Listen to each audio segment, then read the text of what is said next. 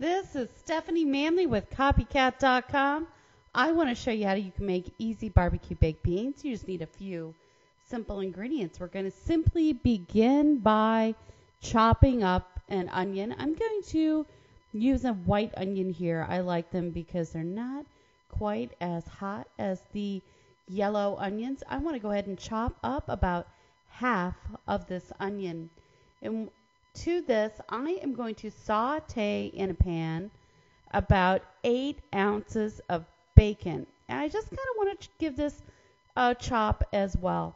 Now, we're going to begin this recipe by simply sauteing the onions and the bacon together.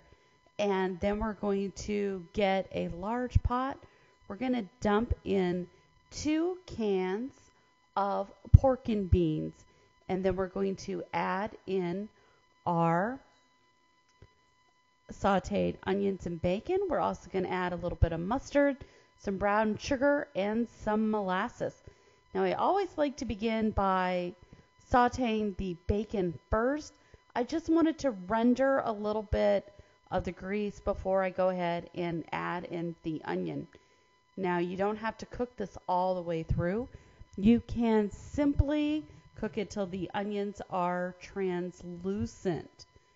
This way, when we add everything into the beans, all that flavor is going to be captured and remain in the beans. And that's exactly where you want this flavor. So as you can see, this is really, really easy to put together.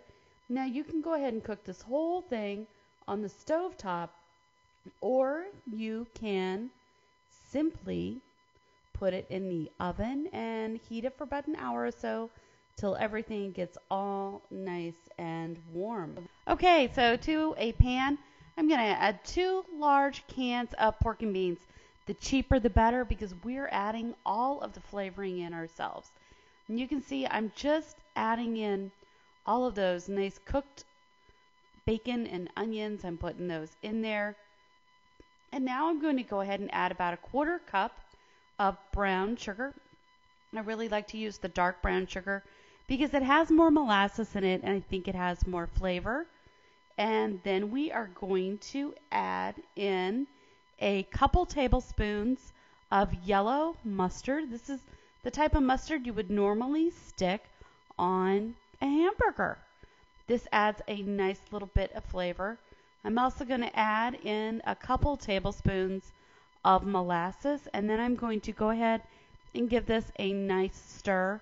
And again, you can either leave this on the stovetop to cook until everything's nice and warm, or you can put this in the oven and bake it for a couple of hours, and that's it. That's all you need to do to make fabulous barbecue baked beans. Everyone is going to wonder how you did it. You know what? It wasn't hard at all.